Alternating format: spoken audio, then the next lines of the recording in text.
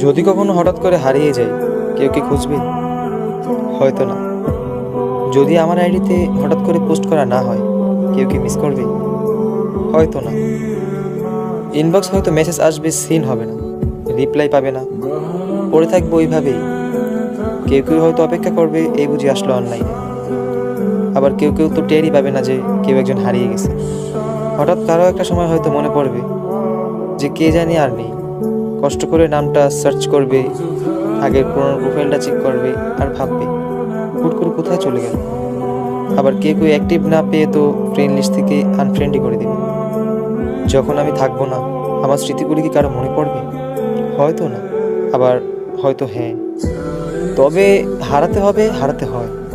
কেউ আয়োজন করে হারায়, কেউ হুট করে হারায়। আমি না হয় হুট করেই হারিয়ে যাব।